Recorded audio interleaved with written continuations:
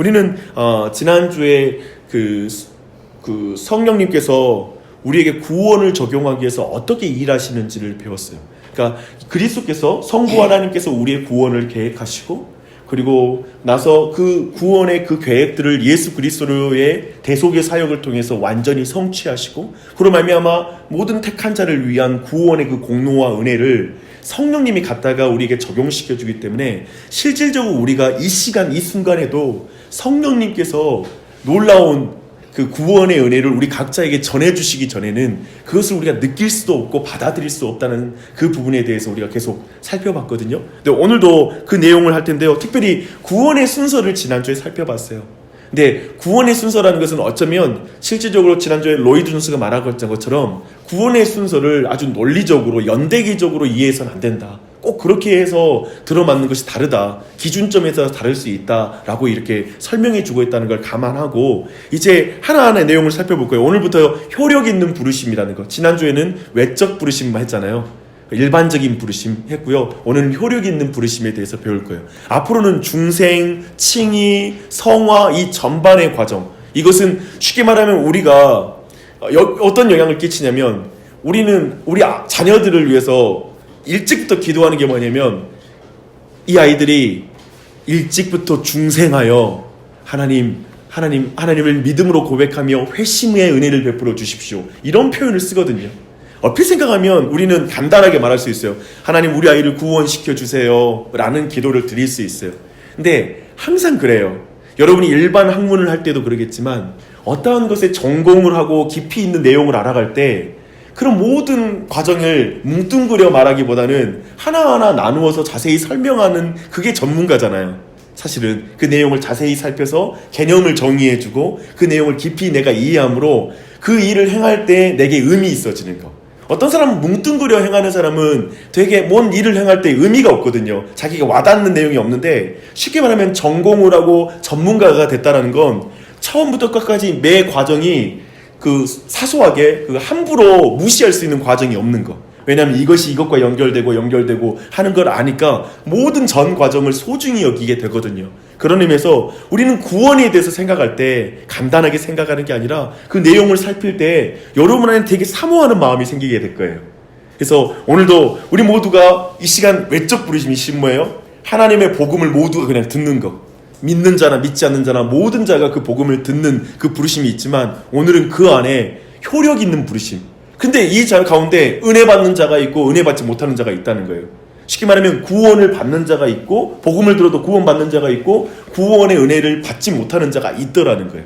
그런 의미의 내용들을 하나 살펴볼 때 이건 아마도 전반적으로 우리가 적용해 볼 수 있는 내용들이 많아요. 그래서 이 과정들 하나하나 살펴볼 때 우리 모두에게 되게 의미 있고, 그리고 그것이 우리 안에 간절한 기도, 그리고 우리의 기도 제목이 되었으면 좋겠습니다.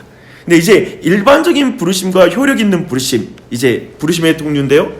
성령의 사역을 생각하면 첫 번째 사역이 뭐냐면 복음의 진리가 모든 사람에게 선포되는 거예요. 이 가운데 성령 하나님 역사에서요. 우리가 노방 전도를 하잖아요.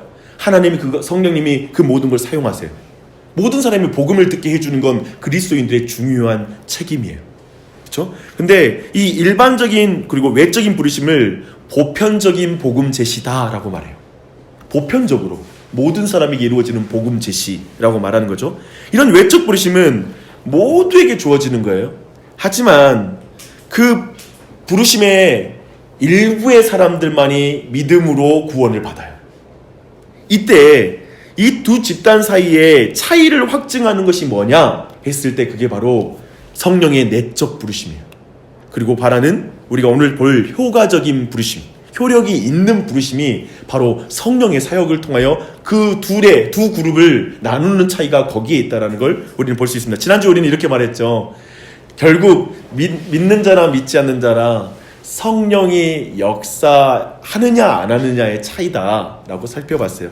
제가 그 사무엘하 11장에 보면 이제 다윗이 밧세바를 범하는 사건이 나오거든요. 근데 그 범하는 사건이 있고 나서 12장에 나단 선지자가 이제 다윗을 책망하는 죄를 드러내는 장면이 있어요. 근데 사실 이것은 거의 아기를 낳고 나서 나단이 책망했기 때문에 거의 한 10개월 이상 최소 굉장히 긴 기간 동안에 다윗은 회개하지 않은 상태로 있었던 거예요. 우리가 아는 그 다윗이 회개하지 않는 상태로 있었는데, 그때 나단 선지자가 우리가 잘 아는 비유를 통해서 그의 죄를 딱 지적하자 그가 즉시 회개해요. 근데 그러면서 사울하고 근본적으로 다윗의 차이점이 있어요. 사울은 죄를 지적해도 죄에 대해서 계속 핑계대면서 그걸 회개하지 않거든요. 그런 의미에서 다윗과 사울을 나누는 것은 죄를 짓지 않은 게 그 둘을 나눈 게 아니라 그 둘이 회개하는 차이를 보여주는 거예요. 누가 회개했느냐, 죄의 지적을 받았을 때 회개하냐 회개하지 않느냐가 성경이 말할 때 의인이냐 불의한 자를 나누는 거예요. 그런 의미에서 우리에게 동일한 거죠. 근데 이때 분명한 거 뭐냐면 다윗이 그렇게 회개할 수 있었던 것은 바로 성령께서 그에게 은혜를 베푸시기 때문에, 성령께서 그 가운데 일하시기 때문이에요. 그런 부분에 있어서는 매우 중요한 것이죠. 동일하게 죄를 지적받는 외적인 말씀의 역사가 사역이 있었지만 그 말씀 사역 앞에 한 사람은 성령의 은혜로 회개하게 되고 그렇지 않게 된다. 그런 차이점을 보여줄 수 있죠. 마치 이러한 내용들을 오늘도 자세히 구원의 과정에 있던 걸 배우게 될 거예요. 근데 이 효력 있는 부르심에 대해서 요한복음 6장 한번 봐볼까요?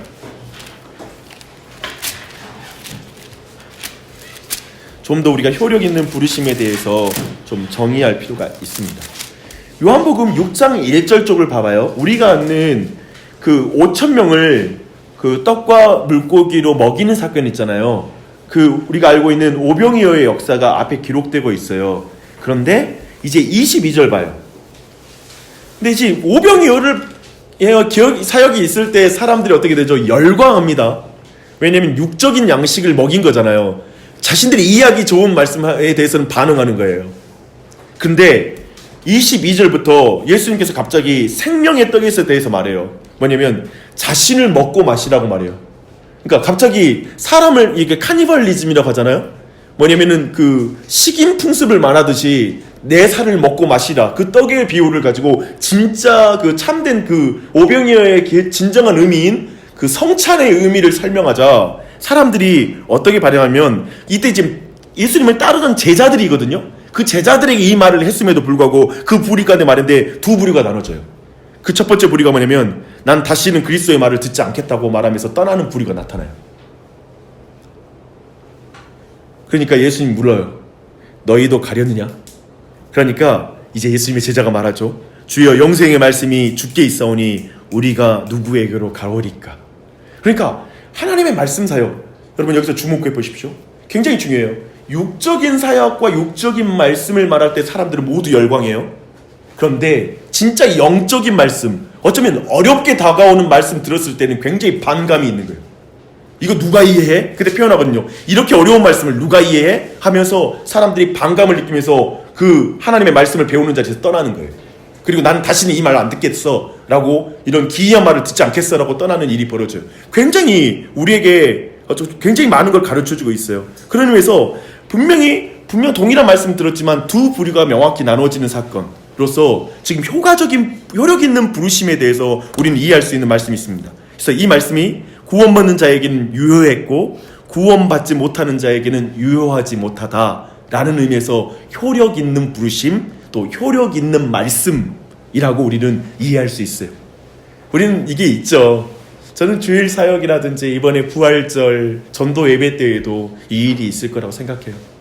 전도 초청받고 복음을 정확하게 듣는 사람이 있어요. 그리고 어쩌면 복음을 계속 들어온 사람도 있어요. 교회를 다니면서. 그렇지만 진짜 그 모든 사람에게 효력 있는 부르심의 사역이 있었으면 좋겠어요. 그러니까 이런 것이 이제 정리가 되면 기도할 때 간절히 나와요. 하나님, 그냥 와 있는 게 문제가 아니에요.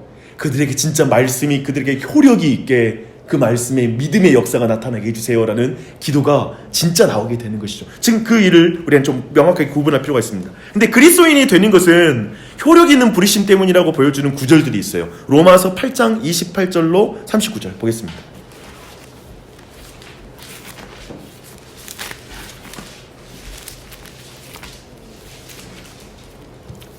로마서 8장 28절로 39절의 말씀 우리 함께 읽어보겠습니다. 시작. 우리가 알거니와 하나님을 사랑하는 자 곧 그의 뜻대로 부르심을 입은 자들에게는 모든 것이 합력하여 선을 이룹니다. 하나님이 미리 아신 자들을 또한 그 아들의 형상을 본받기 위하여 미리 정하셨으니 이는 그로 말면 선지 중에 맏아들이 되게 하려 하십니다. 그 인자신 그들을 또한 부르시고 부르신 그들을 또한 의롭다 하시고 의롭다 하시는 그들을 또한 영화롭게 하십니다. 여기까지 볼게요. 여기까지 보실게요.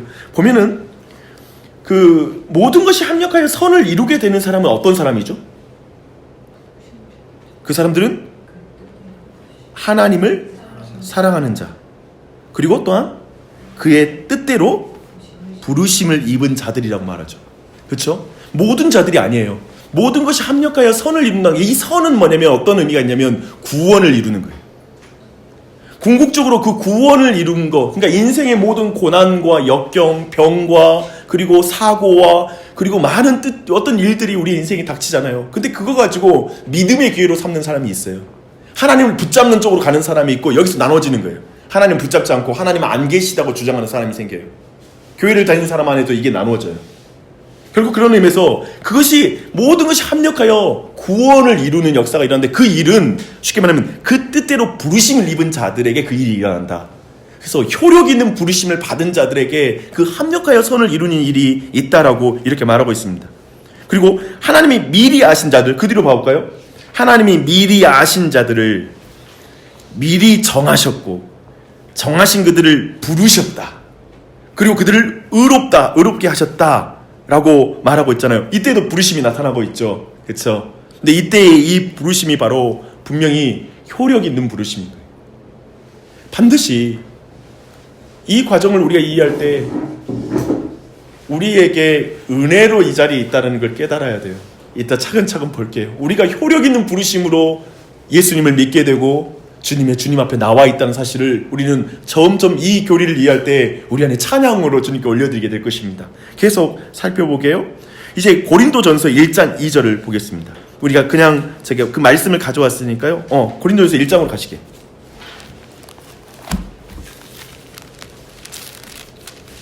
고린도전서 1장 2절 함께 읽겠습니다. 시작. 고린도에 있는 하나님의 교회 곧 그리스도 예수 안에서 거룩하여 지고 성도로 부르심을 받은 자들과 또 각처에서 우리의 주 곧 우리의 주 예수 그리스도의 이름을 부르는 모든 자들에게. 네, 여기까지 보겠습니다. 보면 그들은 성도가 되도록 부르심을 받은 자들이죠. 지금 이 편지를 받는 사람들은 부르심을 받은 사람이요. 부르심을 받은 사람이 주님을 부를 수 있어요. 이때 부르는 것은 주의 이름을 부르는 자는 구원을 받으리로다 라고 말할 때 이 부르는 것은 오직 부르심을 받은 자만이 반응할 수 있는 것. 그런 의미에서 항상 은혜를 동반해요. 부르심이라는 개념은 항상 나로 하여금 나를 불러주셔서 감사해요 라는 마음으로 주님을 부르는 예배가 되는 거예요. 그 지점을 볼 수 있죠. 근데 1장 23절로 24절 한번 봐봐요. 함께 읽겠습니다. 시작. 우리는 십자가에 못 박힌 그리스도를 전하니 유대인에게는 거리끼는 것이요 이방인에게는 미련한 것이로되 오직 부르심을 받은 자들에게는 유대인이나 헬라이나 그리스도는 하나님의 능력이요 하나님의 지혜이다. 그렇죠? 지금 십자가에 못 박히는 그리스도는 누구에게 전하는 거죠? 유대인에게나 헬라인에게나 모두에게 전하는 것이죠. 그렇죠? 근데 오직 부르심을 받는 자에게는 유대인에게 헬라인이나 그리스도는 하나님의 능력이다. 하나님의 지혜다. 그런다 저 온전한 효력이 있는 부르심을 받지 않은 자, 그저 말씀만 들은 자들은 많은 사람들이 이건 미련한 거야, 이건 미련한 소리야, 말도 안 되는 소리야 라고 불신하고 믿지 않는 거예요. 그쵸? 그래서 어떤 사람에게는 미련한 복음이에요. 우리는 유대인에게나 헬라인이나 때를 얻든지 못 얻든지 복음을 전해야 된다는 걸 배웠어요.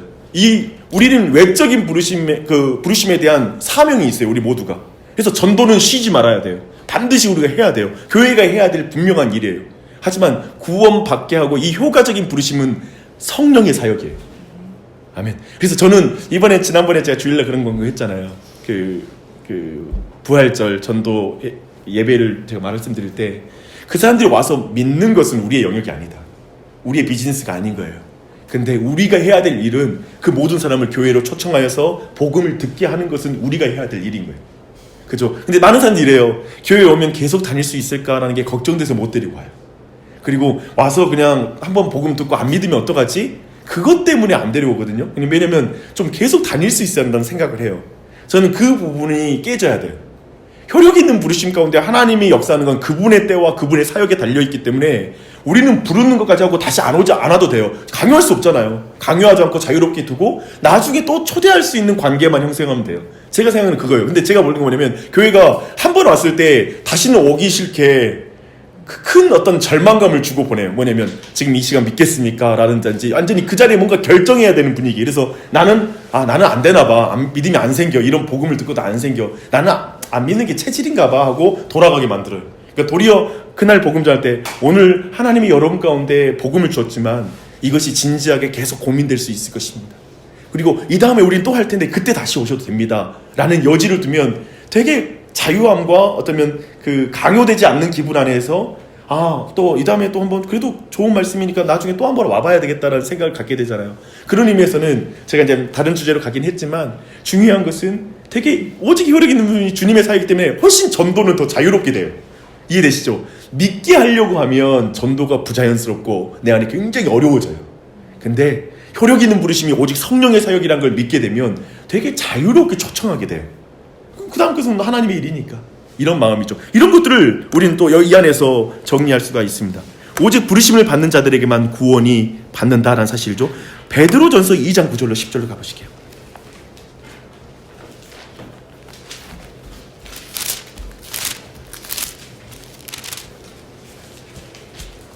베전 2장 9절로 10절입니다. 우리 함께 읽어보도록 하겠습니다. 시작. 그러나 너희는 택하신 족속이요 왕같은 제사장이라 명떠요 유의 세월 같은 백성이니 이는 너희를 어두운 데서 불러내어 그의 기이한 빛에 드러나게 하시니 아름다운 덕을 선포하게 하려 하심이라. 너희가 전에는 백성이 아니더니 이제는 하나님의 백성이요 전에는 긍휼을 얻지 못하던지 이제는 긍휼을 얻은 자니라. 지금 이 안에 보면 그 베드로 전서에서 이제 사도 바울이 말하고 있는 이 사람들은 예전에 이방인이었다고 말하는 자들이겠죠. 예전에는 이 사람들은 백성이 아니었어. 근데 이제 백성이라 일컬음 받고 이제 과거의 유대인들과 이스라엘 사람들과 동등한 위치에 서 있다라고 지금 말하고 있는 거예요. 근데 그 말씀을 보면 이제 너희를 어두운 데서 불러내어 그이한 빛에 들어가게 하신 이의 아름다운 덕을 선포하게 하려 합니다 라고 말하면서 어두운 데서 불러내셨다, 너희를 불러주었다는 사실을 분명하게 말하고 있어요. 근데 이 단어에서 사실은 그 무엇으로부터 불러냈다는 게 바로 교회라는 뜻이에요. 에클레시아라고 말하잖아요. 이 에크가 from이에요. 그래서 어디로부터 불러낸 자, 즉 어두운 데에서 불러내어 기이한 빛 가운데 들어가게 해주신 자들이 바로 모임이 바로 교회라는 곳이죠. 그래서 근본적으로 교회라는 말 자체가 효력 있는 부르심을 확증하는 성경 증거 구절이에요. 에클레시아라는 말 자체가 정말 이 효력 있는 부르심이 있다라는 사실을 우리에게 알려주고 있는 것이죠. 그래서 이렇게 우리가 첫 번째 본 건 그리스도인이 되는 것은 효력 있는 부르심인 것이라는 걸 지금까지 여러 말씀으로 우리가 확인했습니다. 그렇죠? 그렇다면 이제 이 효력 있는 부르심은 매우 내적이고 영적인 부르심이다 라는 것을 이제 그 개념을 한번 설명해 볼게요. 그러면 효력 있는 부르심이 뭔지? 그러니까 외적인 부르심하고 내적인, 그리고 이 효력 있는 부르심의 차이는 뭐냐면 이 효력 있는 부르심이 매우 내적이고 영적인 부르심이라는 거예요. 그러니까 외적인 부르심은 뭐냐면 지금 들은 정보일 수 있어요. 여러분 예수 그리스도를 믿어야 합니다. 예수 그리스도는 여러분을 위해서 대속의 사역을 수행하시고 십자가에 달려 죽으셨습니다. 그분을 믿을 때 내 죄가 사라지고 내 죄에 대한 형벌이 모두 해결이 됩니다. 우리의 죄에 대한 오염이 사라집니다라는 이런 정보들을, 물질적이잖아요. 한편에 이 소리라는 것은 매우 물질적인 건데 이런 측면이 외적인 부르심의 특징이냐면 이 내적인 부르심은 매우 영적이에요. 그리고 매우 효력이 있어요. 근데 이 내적이고 영적인 부르심을 우리 안에 이해할 수 있는 구절들이 있습니다. 요한복음 6장 한번 가보시게요.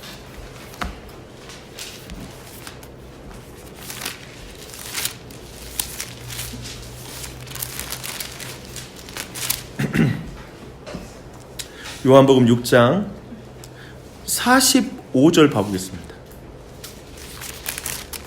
아까 우리 생명의 떡 있던 말씀 있잖아요. 그 뒤쪽이거든요. 45절 함께 읽겠습니다. 시작.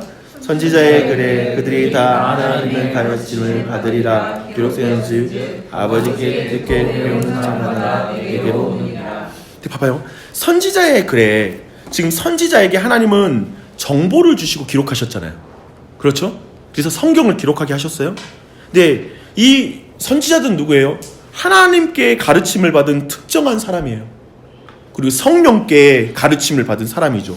근데 그 아버지께 듣고 배운 사람마다 내게로 나온다. 근데 이제 그 하나님께 나오는 자들은 이 성경의 말씀을 통해서 아버지께 배우고 듣는 자들이 바로 하나님께로 나올 수 있다는 걸 말씀하고 있습니다. 그리고 아버지께 듣고 배우는 자마다 내게로 오느니라 이 말씀 뭐냐면 그리스도께로 오는 모든 사람들은 하나님께 배운 사람들이다. 그리스도께 오는 모든 사람들은 성령님을 통하여, 그러니까 성경을 통하여 성령님께서 하시는 말씀을 통하여 아버지께로 오는 자들이다. 그리스도께 올 수 있다 라는 그 길을 지금 분명하게 말씀하고 있어요. 그래서 오늘날에도 설교의 사역이 유효한 거예요. 우리가 알고 있는 설교의 사역, 지금 이 시간에 말씀을 배우는 사역은 계속 이루어져요. 그러니까 한 가지 내가 말하잖아요. 외적인 부르심을 통하여 내적 부르심이 일어나요. 지금 뭐냐면 성경 공부를 통하여 하나님 믿음 주세요. 그러니까 우리는 성경 안 보고 공부하지 않고, 그러니까 주일날 말씀 안 듣고 믿음이 생길 것이라고 생각할 수 있잖아요. 하나님이 주시면 줄 거 아니야. 아니, 하나님의 방식은 철저하게 외적인 부르심을 통하여 내적인 이 역사가 일어나게 해요. 근데 보는 것처럼 선지자들에게 주신 그 말씀의 기록을 통하여 아버지께 배운 자들, 성령님께 배움을 받은 자들이 이제 그리스도께로 온다라는 말씀을 우리에게 분명히 주고 있죠. 이 내용을 63절, 65절에서 반복하고 있어요. 한번 보겠습니다. 한번 다 함께 읽겠습니다. 시작. 살리는 것은 영이니 육은 무익하니라. 내가 너에게 이른 말은 영이요 생명이니라. 그러나 너희 중에 믿지 않는 자들이 있으리라. 이는 예수께서 믿지 않는 자들이 누구며 자기를 할 자가 누구인지 처음부터 아심이라. 봐봐요. 살리는 것은 영인데 육은 무익하다. 내가 너희에게 이른 말은 영이다. 생명이다. 그러니까 예수 그리스도께서 말씀을 하신 거예요. 그리고 이건 외적인 부르심이죠. 그렇죠? 분명히 이것은 제자들 모두 들었어요. 그러니까 가룟 유다를 포함해서. 근데 여기 말씀에 봤을 때 뭐냐면, 그런데 제자들이 따라서 늘 외적인 부르심에 반응하면서 자신은 제자라고 생각했어요. 가룟 유다는. 나는 예수님 제자야. 난 예수님 제자. 그리고 모든 사람이 그 사람 예수님 제자라고 믿어 의심치 않았어요. 많은 사람이 있지만 예수님께 딱 따르는 12사람 안에 한 명이 속해 있는 거잖아요. 가룟 유다가. 모두가 그는 예수님의 제자라고 생각했어요. 그런데 그는 여기에서 그리스도인이 아니었다는 게 분명히 드러나는 거예요. 예수님의 제자가 아니었다는 게 분명히 드러나요. 껍데기의 외적인 말씀, 오늘 보면 그 육은 무익하니라고 그러잖아요. 쉽게 말하면 가룟 유다는 육체의 사람인 거예요. 그저 예수님의 말씀을 육적으로만 받아들이면서 따르는 그 위치에 있었다는 거예요. 진짜 영으로 거듭나거나 생명을 받은 자가 아니었다는 거예요. 그러면서 가룟 유다는 제자가 아닌 거예요. 성령을 받지 못한 자인 거예요. 그래서 결국 그는 예수 그리스도를 배신하게 되는 거예요. 그런 의미에서 가룟 유다는 처음에 구원받았는데 어떻게 그렇게 하나님을 버릴 수 있어요? 라는 그 말이 성립되는 게 아니라, 가룟 유다는 처음부터 예수 그리스도를 진정으로, 예수님의 진정한 제자인 적이 없었고 진정으로 성령으로 거듭난 적이 없는 사람이었다는 걸 지금 말씀하고 있는 것입니다. 근데 이렇게 보면 섬뜩해요. 왜 그러냐면 교회 안에 많은 사람들이 교회를 다니고 있고 주일날 예배를 드리고 있고 말씀을 듣고 있고 때로는 말씀에 그냥 감동하기도 하고 눈물을 흘리기도 해. 근데 육적일 수 있어요. 제자가 아닐 수도 있는 거예요. 지금 예수님의 최고의 가르침을 그러니까 헌신한 정도로 본다면 오늘날 어쩌면 열광한 그 광신도잖아요. 직업 버리고 따랐으니까. 직업을 버리고 지금 예수님 따라 돌아다니니까 광신도라고 부를 수 있는 사람이죠. 열정이 부족한 사람도 아니고, 그리고 예수님과 시간을 보낸 데서 부족한 사람도 아니에요. 되게 종교적인 사람이에요. 근데 너무 종교적인 사람이지만 그 마음이 영의 사람이 아닌 거예요. 영으로 거듭남이 아니라 육체의 사람이라는 게 여전히 이 안에 있는 거예요. 그런 의미에서 굉장히 이런 것을 통하여 여러분이 유익을 얻을 건 뭐냐면, 여러분 자신의 신앙을 돌아보는 데만 사용하시면 돼요.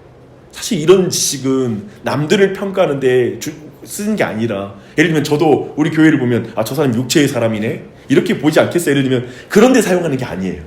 항상 내 영혼을 돌아보고 내가 진짜 예수님을 영으로 정말 거듭나고 그분을 따르는가를 돌아보는데 이 말씀을 사용해야 돼요. 그래서 그런 측면에서 오늘 요한복음 6장은 어떤 영적인 이게 그러니까 이 내적 그 성령의 이 효력 있는 부르심은 매우 내적이며 영적인 부르심이다라는 의미가 좀 더 여러분이 전달이 되죠. 그렇죠? 그런 의미입니다. 그리고 에베소서 1장 17절의 말씀 보니까 우리 주 예수 그리스도의 하나님 영광의 아버지께서 지혜와 계시의 영을 너희에게 주사 하나님을 알게 하시고, 그러니까 정말 에베소서 1장에 나오는 이 기도는 바울의 아름다운 기도거든요. 교회를 위한 되게 아름다운 기도인데요. 그 기도는 뭐냐면 아버지께서 지혜와 계시의 영을 주셔서 너가 하나님 아버지를 알았으면 좋겠다 라고 말하는 거예요. 아버지를 알 수 있는 방법은 너희들이 육체의 노력이 아니라 성령의 도우심에는 불가능하다라고 해서 이 성령의 효력 있는 부르심이 뭔지를 우리에게 말씀하고 있습니다. 빌립보서 2장 12절로 13절 한번 보시게요.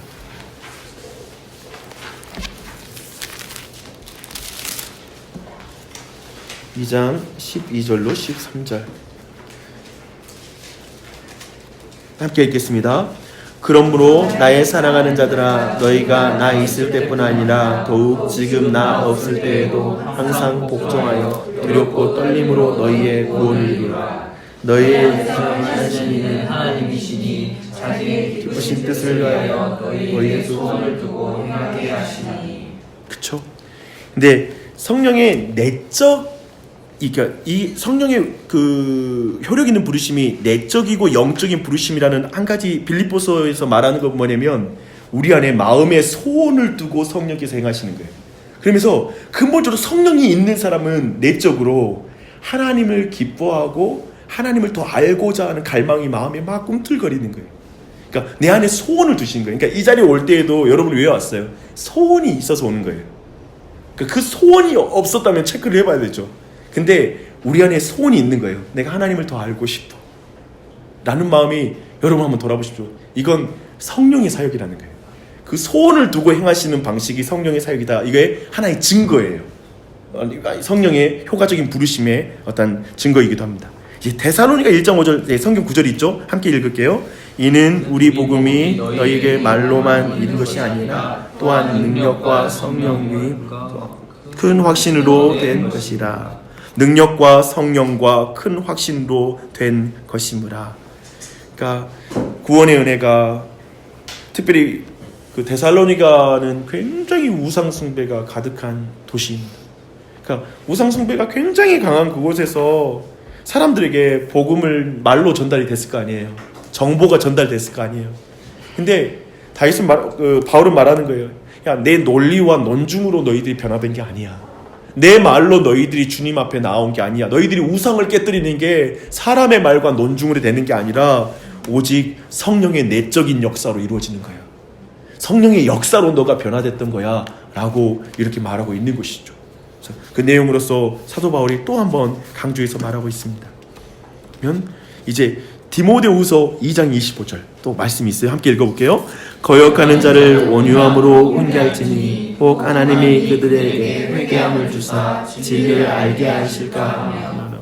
봐봐요. 지금 디모데에게 사도 바울이 교회 안에 거역하는 자들이 있다라는 거예요. 이 거역하는 자들은 근본적으로 육체의 사람이고 하나님을 자꾸 거절하는, 그리고 계속 그 아까 말했던 어쩌면 그 가룟 유다와 같은 마음, 어쩌면 그런 마음일 수 있죠. 계속 육체의 마음을 품고 있는 사람들일 수 있어요. 계속 부딪히는 거예요. 근데 그 거역하는 자들을 온유함으로 훈계해라. 이게 온유함으로 훈계하는 건 뭐예요? 외적인 부르심이에요. 즉 일반적인 말씀 사역이에요. 말씀을 통하여 온유하게 그에게 말씀이 들리잖아요. 근데 그들에게 혹 하나님이 그들에게 회개함을 주사 진리를 알게 하실까 하며, 이 말은 뭐냐면 너의 논증과 설득으로 그들이 회개하는 게 아니라 너가 전하는 그 말, 온유함으로 그들에게 권하는 그 말을 하나님이 사용하셔서 그들에게 회개의 은혜를 베푸실까 합니다 라는 의미에서도 정확하게 봐봐요. 전도할 때는 복음 전하는 것이 있어야지만 구원이 일어나는 거예요. 그렇죠? 동일하게 항상 수단이 있는 거예요. 교회에서도 훈계할 때 이렇게 어떻게 생각해요? 목사가 있어요. 목사가 있는데 예를 들면 목사가 너무 갈등을 일으키거나 혹시 관계가 깨지는 것이 두려워서 성도들이 죄를 짓고 있는데 아무 말을 못해. 그리고 이제 항상 이제 직접 이건 안 됩니다라고 이렇게 따로 훈계를 못해요. 예를 들면 목회자 그렇다고 생각해봐요. 두려움이 너무 많은 거예요, 관계에 대해서. 그렇게 본다. 그리고 오직 이렇게 말하는 거죠. 성령께서 하나님이 직접 저 영혼의 마음을 만져주십시오 라고 이렇게 기도한다고 생각해봐요. 어떨까요? 이것이 성경적일까요? 근데 이 부분이 내가 생각하는 뭐냐면 오늘날 그리스도인들이 되게 하기 어려운 주제예요. 뭐냐면 성도들 사이에서 뭔가 잘못되고 있을 때 뭔가 지금 죄 가운데 들어가는 게 나만 알아. 예를 들면 다른 사람 모르는데, 왜냐면 밖에 갔다 갑자기 어디 다른데 은밀한 곳에서 죄 짓고 있는 걸 봤네. 나만 봤어. 그러면 이걸 어떻게 해야 되나? 하나님께서 그냥 그 영혼 알아서 변화시켜 주십시오 라고 이렇게 말하는 게 맞는가? 라는 질문과도 관련이 있어요. 내 아이가 죄를 지었어. 가족들이 문제가 됐어. 근데 그때 아빠가 내가 말해서 뭐 되나? 하나님 알아서 저 고쳐주셔야지 라는 마음으로 포기해버렸어. 근데 사실은 이 지점이 여러 가지로 적용이 돼요. 그런 의미에서 볼 때 철저하게 디모데에게 주는 거는 온유함으로 훈계해라. 그러니까 막 우리가 화를 내면서 너 이렇게 살면 되냐고 막 이렇게 막 미움 가운데 너 죽어라는 식으로 훈계하는 게 아니라, 이가 온유함의 이 핵심 뜻은 뭐냐면 회개하도록, 그러니까 회개를 목적으로 훈계하는 거예요. 그 사람 죽어라, 너 한번 나한테 당해봐라 식으로 훈계하는 게 아니라, 수치심을 느끼게 하려고 훈계하는 게 아니라 너가 돌아왔으면 좋겠어 라는 마음으로 훈계하는 게 온유함으로 훈계한다는 뜻이에요. 근데 하나님은 놀랍게 이걸 사용해서 그 사람에게 회개를 주시는 거예요. 그러니까 이걸 사용해서 내적으로 내적인 부르심까지 되도록, 내적인 효력 있는 부르심이 되도록 역사해 주신다는 걸 이 자리에서 말씀하고 있어요. 이렇게 두 번째, 효력 있는 부르심이 내적이고 영적인 부르심이라는 내용을 좀 정리를 좀 해봤습니다. 근데 여기에서 제가 질문을 한 가지 드릴게요. 로이드 존스는 왜 이렇게 성경 구절을 많이 예로 들까요? 어떠세요? 여러분은 이렇게 성경 구절을 여러 개를 계속 확인하는 그것이 여러분에게 어떻게 다가오세요? 어떤 사람들은 똑같은 내용을 계속 반복하는 것 같다라는 느낌을 가질 수 있고요. 근데 제가 로이드 존스와 그리고 여러분이 평생의 성경을 볼 때에 로이드 존스에게 배워야 될 한 가지는 뭐냐면, 성경 한 구절을 가지고 교리화시키면 안 되는 거예요. 성경은 철저하게 모든 성경의 전체적인 많은 구절을 들어와서 충돌이 없는 것을 교리라고 부르는 거예요. 거의 일관적인 가르침. 그렇게 신앙이 정리가 돼야 돼요. 보통 요즘은 큐티식 신앙생활의 위험성을 말하는 건 딱 펴가지고 어쩌면 극단적인 경우에는 그냥 여기 구절이 내게 한 구절이 내게 와다, 이게 오늘 내게 주신 하나님의 말씀이에요 라는 식으로 간다라는 건 한 구절을 교리화시키는 거예요. 그리고 엉뚱하게 적용할 때가 많아요. 그냥 그 내용에 오늘 특별히 너무나 기이하게 적용하는 경우 있잖아요. 오늘 이 말씀이 내게 와닿았고 이게 하나님 주신 말씀인 것 같아요 라는 식으로 적용하는 거 너무나 위험하죠. 그러면서 우리가 로이드 존스에게 이렇게 많이 구절 앞으로 또 확인을 할 때인데요, 구절을 볼 때마다 그 말씀이 믿음을 주거든요. 저는 그런 역사가 나타났으면 좋겠어요. 저는 로이드 존스의 방식에 100% 동의합니다. 그리고 이제 효력 있는 부르심의 필요성을 이제 한번 보시겠습니다. 왜 효력 있는 부르심이 필요할까? 라고 한다면 아까 우리가 봤던 로마서 8장으로 다시 가야 돼요.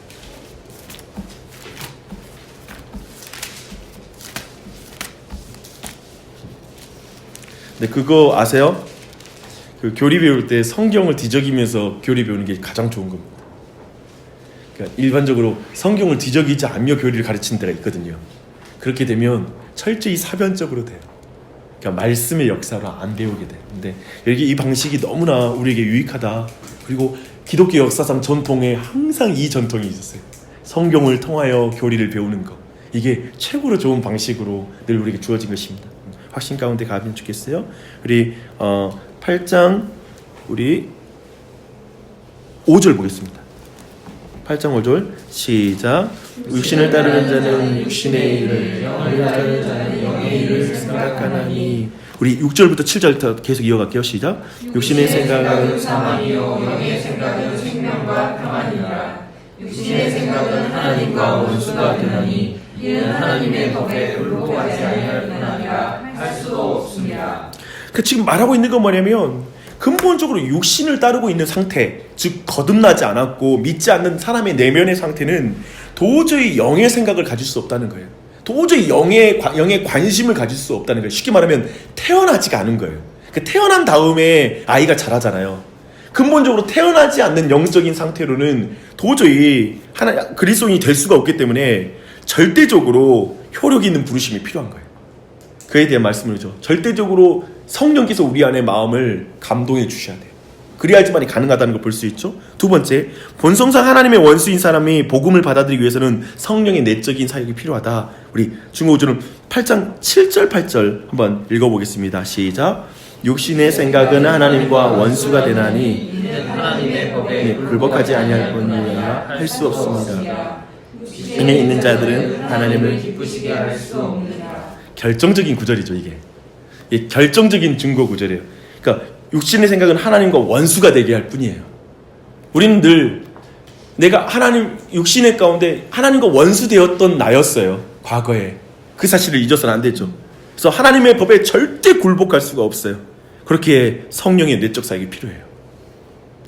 저는 이런 내용이 저는 그 예배 드릴 때라든지 그리고 항상 그런 기도가 나오는 것 같아요. 내 안에 죄성이 있잖아요. 절대 하나님의 법에 복종할 줄을 몰라요. 그래서 철저하게 성령을 의지하지 않고는 설 수가 없습니다. 고린도서 2장 14절 말씀, 우리 있는 말씀 읽어볼게요. 시작. 육에 속한 사람은 하나님의 성령의 일들을 받지 아니하나니 이는 그것들이 그에게는 어리석게 보이며 또 그것을 알 수 없어하니 그러한 일은 영적으로 분별되기 때문이라. 그쵸. 육신에 속한 사람은 하나님의 성령의 일들을 받지 않는다. 그게 어리석게 보인다. 그리고 그걸 알 수도 없다. 분별할 수 없기 때문이다. 라고 말하고 있습니다. 고린도후서 4장 3절 4절 한번 볼게요.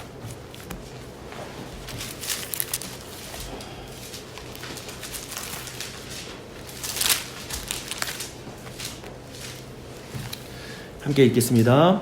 만일 우리의 복음이 가리웠으면 망하는 자들에게 가리워진 것이요 그 중에 이 세상의 신이 믿지 않은 자들의 마음을 혼미하게 하여 그리스도의 영광의 복음의 광채가 비치지 못하게 함이니 그리스도는 하나님의 형상이니라.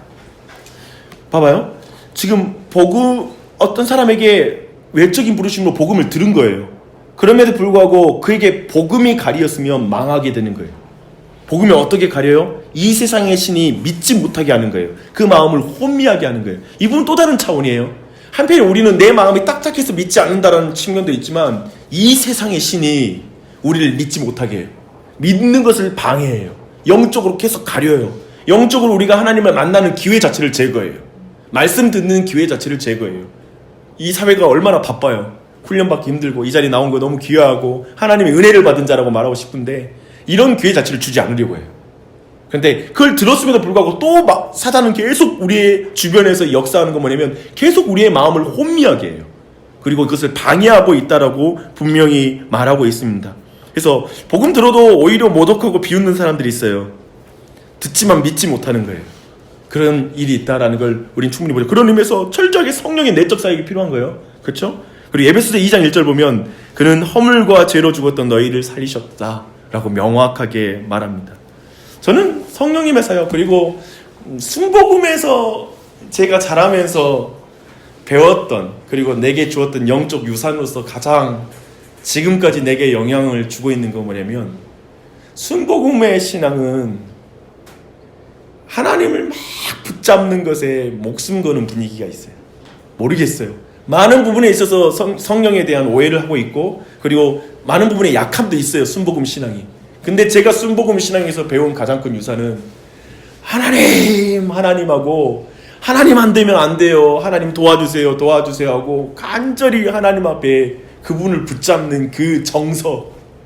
뭐 이해 차원 넘고 아무튼 자기한테는 아무것도 없다고 나는 바닥이다고 나는 내 힘으로는 아무것도 할 수 없다고 막 하나님 붙잡는 그게 있어요. 저는 여전히 하나님이 지금도 순복음교회를 기뻐하시는 부분이 있는데 그들의 그 간절한 마음은 하나님이 기뻐하신다고 믿어요. 그리고 그들이 진리 가운데 요즘은 순복음교회 보통이 아니에요. 이제 순복음교회 사람들이 말씀 배우는데 관심 갖고 있어요. 더 이제 말씀 중심으로 성령의 사역이 일어난다고 주장하면서 오고 있어요.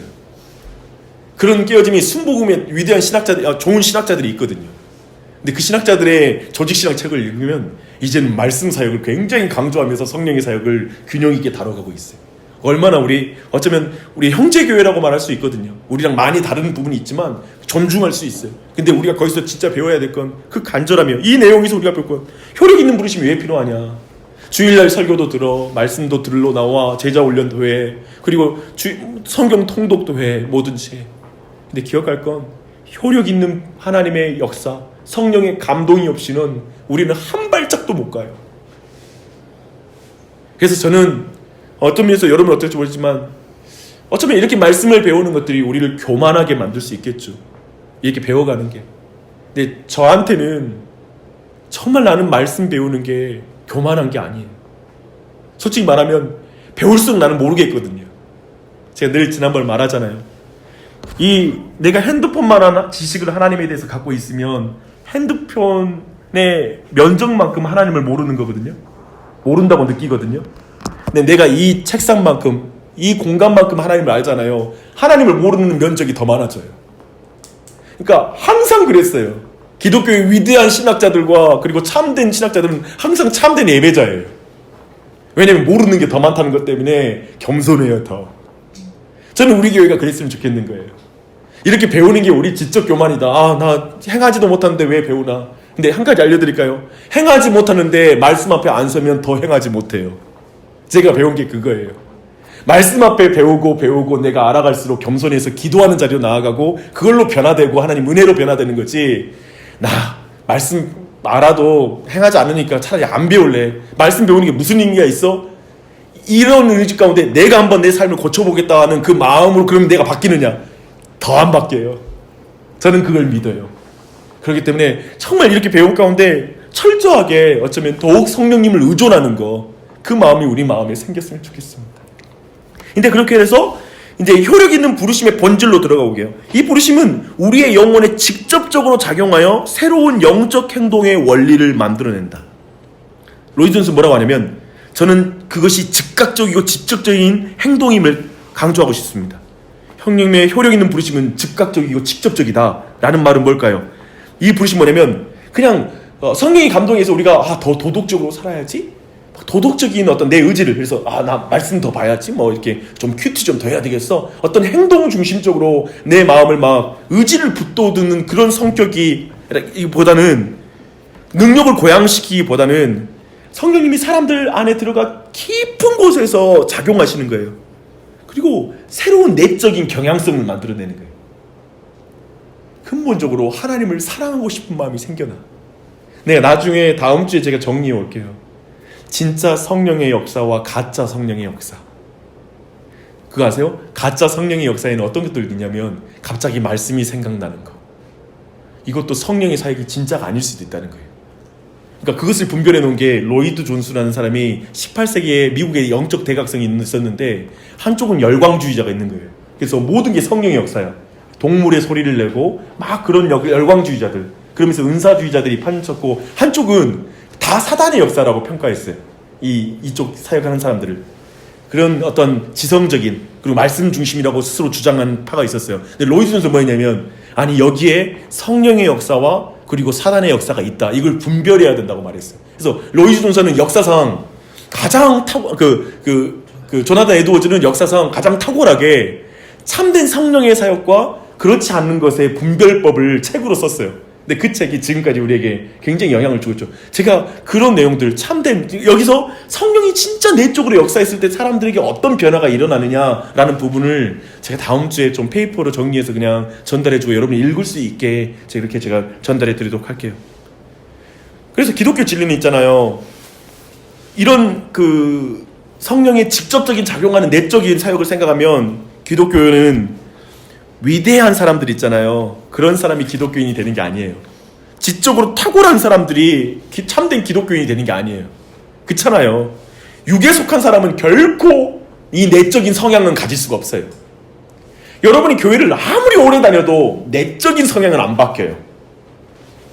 그 내면의 깊은 곳에 내 자아는 안 깨지고 내 내적인 성향에서 하나님을 사랑하고 그분께 끊임없이 나아가고자 하는 그 마음이 근본적인 변화는 안 일어나요.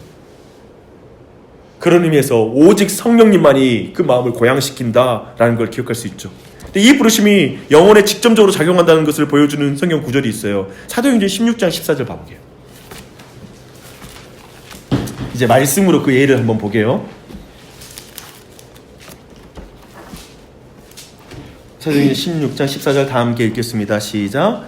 두아디라시에 있는 자색 옷감 장사로서 하나님을 섬기는 루디아라 하는 한 여자가 말을 듣고 있을 때 주께서 그 마음을 열어 바울의 말을 따르게 하시니라. 지금 우리가 알고 있는 사도 바울의 최초로 유럽에서 회심자가 지금 오늘 본문에 나오는 루디아거든요. 최초 회심자예요. 근데 이 회심자인데 이제 그가 드로아에 가서 이제 빌립보에 이뤄서 이제 그 지역에 이제 한 곳에 한적한 곳에 강가 쪽으로 이제 가잖아요. 거기에서 빨래하는 여인들을 만나게 되죠. 빨래를 했는지는 안 나와 있지만 여러 가지 무슨 옷감 장사를 하는 사람들 만나게 되죠. 근데 그때 보면은 말씀을 들어요. 근데 그 말씀을 듣는 가운데 이제 말씀 보니까 루디아라는 여자가 말을 듣고 있을 때 주께서 그 마음을 열어 바울의 말을 깨닫게 했다라고 말하고 있습니다.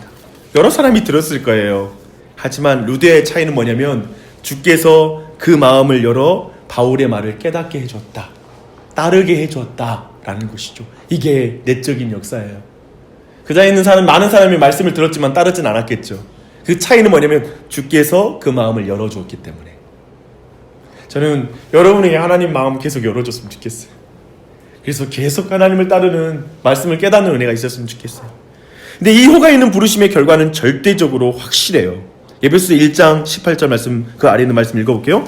너희 마음의 눈을 밝힐사 그의 부르심의 소망이 무엇이며 성도의 영광의 영광의 풍성함이 무엇이며. 네, 17절에 보면 에베소서 1장 17절 보면 지혜와 계시의 영을 너에게 주사라고 말하거든요. 그래서 그 영이 너의 마음을 밝혀줬으면 좋겠어. 그래서 부르심의 소망이 뭐며 성도 안에서 기업의 영광과 그 풍성함이 뭔지 그 성령께서 너희를 깨닫게 해주시기 바래. 빌립보서 데살로니가전서 1장 5절 이는 우리 복음이 너희로 말미암아 이런 것이 아니라 또한 능력과 성령과 확신하심으로 된 거예요. 빌립보서 2장 13절 너희 안에서 행하시는 이는 하나님이시니 자기의 기쁘신 뜻을 위하여 너희에게 소원을 두고 하시니라. 그렇죠?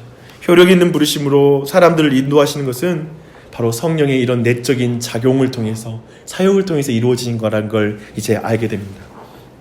여기서 한 가지 생각해 보죠. 쉽게 말하면 불신자와 복음을 이렇게 다 듣지만 불신자와 그렇지 않은 자, 믿는 자의 차이는 성령께서 감동을 주셔야만 된다라는 결과예요. 그렇다면 사실 여기에 위대한 그 성경의 교리 하나가 있어요. 불가항력적 은혜라는 거예요. 불가항력적. 여기에서 그걸 말하는 거예요. 결국 하나님께서 감동을 주신 자, 성령께서 마음을 열어주신 자는 그 은혜 앞에 그걸 저항할 수가 없다라는 말이에요. 한편 어떤 사람이 이것을 그러면 인간의 자유의지는 뭡니까? 거절할 수 없단 말입니까? 이렇게 말할지 모르지만 지금 그런 차원을 좀 주목하지 마시고요. 사실 이 영혼을 좋아하지 않는 많은 사람의 이유는 뭐냐면 왠지 강요당하는 느낌이 들기 때문에요. 성령께서 갑자기 나는 별로 하나님 믿고 싶지 않은데 갑자기 마음 활짝 열어 제쳐가지고 이 복음을 듣게 해서 믿게 만들어버리는 것 같은 표현이 불가항력적 은혜라는 표현에 그런 표현이 느껴지는 거예요. 그런데 용어를 좀 바꿔도 괜찮겠죠. 그러나 한 가지 기억할 거 뭐냐면 성령님은 우리 생애 처음으로 이 영광스럽고 놀라운 진리를 분별하고 이해할 수 있도록 만들어주는 어떤 원리를 내 안에 심어주신 거예요. 그리고 성령님은 나의 의지에 역사해 주신 거예요. 이 사실은 놓치면 안 돼요. 이 전제는 뭐냐면 인간이 전적으로 타락했다는 것 때문에. 지난번에 우리 나눴잖아요. 전적 타락으로 성령의 사역이 어떻게 달라진다.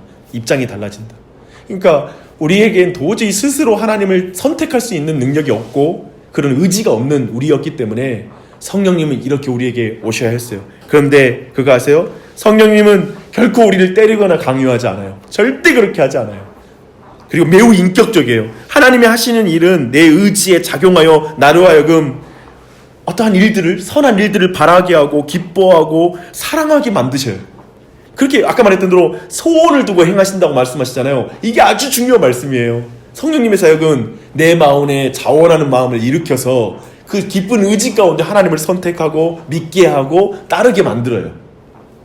성령은 인도하시고 설득하시고 나의 의지에 작용하셔서 복음을 우리 안에 효력 있는 부르심으로 만드세요.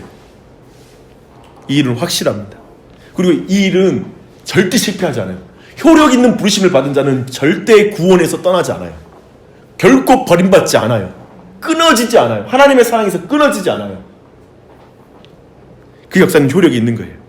그래서 로이슨스 마지막에 한 시로 마치거든요. 아우구스 토플레디라는 사람의 고백이에요.